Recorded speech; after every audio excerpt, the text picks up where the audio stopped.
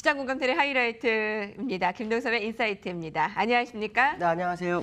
자, 지난주에 시장을 좀 끌어올린 건 외국인의 힘도 컸다고 보는데요. 9일간 1조 7천억 원을 매수했다고요. 자, 그럼 이번 주에는 어떨지 김동섭 기사님의 의견 굉장히 궁금하고요. 먼저 밀정씨부터 봐야 될까요? 미국 시장이 지난주 금요일 날 소폭 하락해서 끝났지만 기술적으로 변화가 있느냐라고 물어본다면 없다라고 말씀드리고 싶고요. 이번 주에 다시 한 7주 정도, 그러니까 이번 주 포함이죠. 7주 정도를 이제 횡보 정도 할 확률이 굉장히 높다라는 얘기를 계속 말씀드렸었는데, 그것은 이제 목표치를 높이고자 하는 그러니까 이격적인 문제다라고 해석을 하면 될 것 같고요. 지난주 금요일 날 주가가 빠진 것은 얼마 전에 그 나프타 협상을 이제 멕시코하고 합의를 도출했죠. 그다음에 이제 캐나다하고 합의를 해야 되는데 합의 도출에 실패를 했어요. 이제 그것 때문에 시장이 약간 흔들리는 그런 상황이었죠. 그렇지만 이번 주에 다시 협상을 재개를 하기 때문에 이것이 시장에 큰 의미를 부여할 상황이냐라고 본다면 그렇지 않을 것이다라는 생각을 해봐야 될 것 같고요. 트럼프 대통령도 새 법안에 대해서 90일 이내에 서명을 한다고 하면서 한 얘기는 캐나다가 차별을 하겠다면 받아들이겠다, 뭐 이런 얘기를 했습니다. 그렇기 때문에 결국에 와서는 해결의 국면에 도달하지 않겠나라고 생각한다면 지난주 금요일 날 조정은 약간 큰 의미를 부여하기는 어렵지 않을까라는 생각이 들고 있고요. 기술적인 분석상으로 좀 보시면 지금 자리가 상당히 중요한 것 같습니다. 윗꼬리가 지난주에 생겼죠. 근데 항상 보시면 이렇게 보면 이제 영망치기 때문에 혹시 추세 반전 아닐까 뭐 이런 생각을 하고 있지만 추세 국면에 아직 들어와 있다라고 보여지고 있고요. 만약에 정말 문제가 된다고 한다면 25,740 정도가 상당히 중요한 자리고요. 그게 아니라면 그 밑에 25,300 정도인데 이 정도는 흔들 수 있습니다. 왜냐하면 일목균형표상으로 후행 스팬이 사실은 이제 요 목표치의 연장 구간 요 정도 되거든요. 그러니까 요 정도 선까지 해서 목표치가 나오는데 이게 이제 과거로는 4월입니다. 그러니까 현재 위치는 3월이니까 한 달 정도 시간이죠. 그러니까 9월 달은 장이 좋을 거다라고 보는 것 중에 하나가 뭐냐면 흔들지만 결국 이제 목표치를 향해서 가지 않겠느냐라고 봤을 때 현재 후행 스팬으로 본다면 영망치 캔들을 인정하기는 좀 어렵지 않겠나. 오히려 올라갈 수 있는 공간을 마련하는 그런 상황이 아니었을까라고 보여지고 있고, 그러한 일환 속에서 지난주 금요일 날 소폭 조정을 준 것이 아닐까라는 생각을 해봐야 될 것 같습니다. 현재 상태를 보시면은 요 고점에서 현재까지 32주 정도가 되거든요. 그래서 시간론적으로 본다면 약 33주 정도에서 조정 가능성을 제기할 수 있지만 과거 사례를 보면 65주, 저 밑에서부터 올라올 때는 65주 정도까지 꾸준히 상승했다라고 보시면 됩니다. 특히 그 지점이 바로 요 저점 17,800에서 계속해서 올라서 65주까지 상승했기 때문에 일시적인 조정은 있을지 모르겠지만 여전히 상승 마인드는 유지되지 않겠느냐. 특히 미국 시장의 주가를 조정 줄 만한 악재가 과거에도 굉장히 많았지만 그 부분 다 희석하고 올라왔다라고 본다면 지금 중국과의 본격적인 무역 분쟁이 아직도 남아있는 상황 속에서 캐나다 정도 가지고 흔들었다라고 보기엔 좀 어렵지 않을까. 그렇다면 결국 약간의 시간의 이격을 갖기 위해서 의도적으로 재료를 찾은 거 정도로 해석하는 게 맞을 것 같고요. 기술적으로 여전히 남아있다. 이번 주에도 아마 많이는 올라가지 않을 거라고 봅니다. 다만 이번 주에 어느 정도 움직임이 결국 아시아 시장을 끌어주는 상황이 될 거다. 결국 키높이까지는 못하더라도 충분히 저점에서 올라올 수 있는 시간을 줄 거다. 오늘 주가가 좀 많이 빠지고 있어요. 근데 사실 빠질 이유가 전혀 없죠. 제가 볼 때는 결국에서는 올라오지 않겠나. 특히 수급적으로도 외국인들이 9일 연속으로 매수를 하는 상황이 연출됐다면 지금 이 모습이 100% 하락으로 가느냐라고 본다면 그렇지 않을 거다. 결국은 버텨주는 작업이 있을 것이고 그거를 빌미해서 시장은 다시 한번 아시아 시장이나 중국 시장은 올라올 상황이 아닐까라는 생각을 해봐야 될 것 같습니다. 자, 두 번째 이슈는요. 이와 연결돼서 중국을 한번 좀 보려고 합니다. 지금 그 중국에서는 내국인들이 많이 팔죠. 근데 이 중국 시장을 사고 있는 것이 외국인이라는 거죠.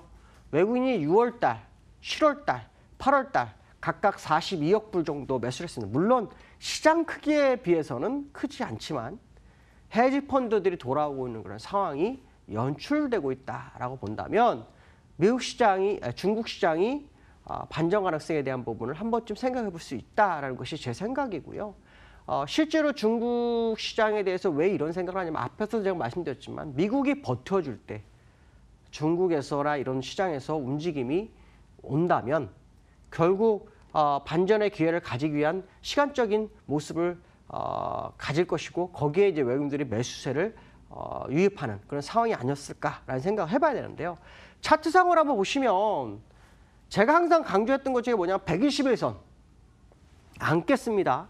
여기 보시면 이 7월 달에 아랫꼬리 길었고요. 8월 달 살짝 깼지만 그 여기서 아랫꼬리가 생겼고요.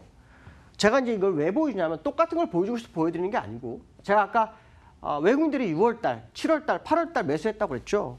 이 장대 음봉일 때 매수를 했고요. 아랫골 때 외국인이 또 새 매수를 했고요. 다시 음봉일 때 매수를 했습니다. 그러면 이번 달에는 뭐가 나올까요? 확률적으로 양봉이 나올 확률이 굉장히 높고 그 양봉이 적어도 지난번 시가 이 음봉을 다 메워주는 양봉 나올 확률이 굉장히 크지 않을까라는 생각을 해본다면 지금의 외국인들 매수세는 우리가 의미를 좀 부여해야 되지 않을까. 물론 전체 시장에 대해서 프로테인이 작지만 외국인들의 진입은 결국 내국인들을 나갔던 내국인들을 다시 어떻게 할까요? 끌어들이는 역할을 할 것이다라는 생각을 한 번쯤 해봐야 되지 않을까 이렇게 말씀드릴 수 있을 것 같습니다. 자, 세 번째 이슈 보도록 하죠. 자, 세 번째 이슈는요. 국내 시장 2300선 일단 회복을 했죠. 근데 오늘 한 12포인트 빼고 있는데 저는 이거 안 믿습니다.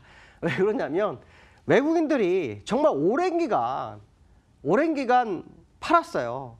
누계를 봐도 지금 그 수급적으로 보면 외국인들이 지금 시장을 이끌어주는 게 확실히 드러나거든요. 한번 제가 수급적인 거 지난번에 보였던 거를 이번에 이제 바뀌었어요. 약간 모습이. 그럼 한번 보시죠.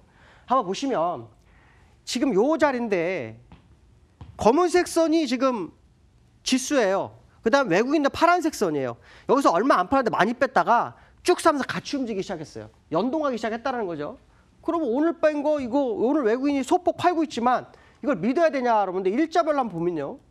외국인들 오늘 600억 정도 팔았습니다. 이쪽에 보시면 600억을 팔았고 3,900억 샀고 2,000억 샀고 해서 내리 샀습니다. 오늘 이거 다시 매수로 전환할 확률도 있습니다.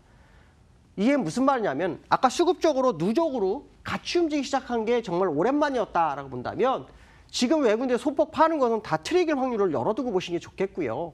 결국에는 아까 미국 시장이 견조하게 버티는 상황에서 중국 시장이나 우리나라 시장이 같이 움직일 거다. 지난주 금요일 날 우리나라 금리 동결하면서 어떤 현상이 나타날까요? 유동성 유지 국면을 만들어줬다라고 본다면 지금 현재의 주가의 눌림은 개인적으로는 이해할 수 없다.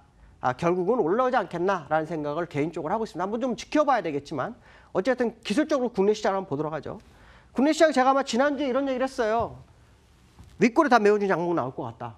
근데 종가에 다 올려가지고 윗골에 다 메워줘서 어떻게 해서 양봉 하나 세워줬죠. 그리고 오늘 바로 내려옵니다. 근데 지금 보시면 기준선을 돌파해서 수평으로 누웠고요. 5주선도 움직이기 시작을 했다라는 거죠. 그럼 다음 주 되면 5주선이 또 하나 빠져버립니다. 저점이. 그 얘기는 무슨 말이냐.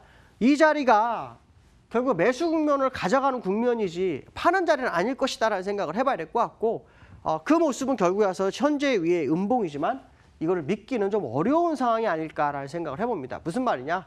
결국은 물량을 받아주는 상황이 만들어진 것이 아닐까. 왜 미국이 약간 뭐 캐나다와 나프타 협상이 잘 안 된다. 뭐 이런 표현을 쓰면서 시장 흔들어는 그 기회를 아마 이 외국인들을 노리는 게 아닐까. 그래서 오전에 좀 팔고 오후에 사는 그런 상황이 아닐까라는 생각을 해봐야 될 것 같고요. 코스닥도 한번 보시면 코스닥 차트가 더 좋죠. 양봉이 올라왔는데 양운이까지 올라왔어요. 이렇게 되면 일반적으로 바로 이렇게 밀리지 않습니다. 적어도 이 위에 올라와서 여기서 싸움을 가져야 되거든요. 그러니까 결론적으로 말하면 지금 코스닥이나 거래소가 시장이 흔들리는 그런 양상을 보이는 건 사실이지만 완연하게 방향을 트는 그런 상황은 아닐 것이다. 결국 외국인들이 순매도 행진을 오래 했었다가 다시 사다 팔다를 반복하면 순매수 행진이 이제 9일이 됐는데 10일째 판다? 아닐 겁니다. 결국은 순매수 행진이 또 장기간 진행될 소지를 열어두고 볼 필요성이 있고요. 그것은 제가 볼 때 개인적으로는 9월 한 달은 미국 시장도 목표치 26,500까지 가야 되는 상황, 국내 시장도 26,500까지 가야 돼. 거기에 맞춰서 저점에서 올라오는 상황.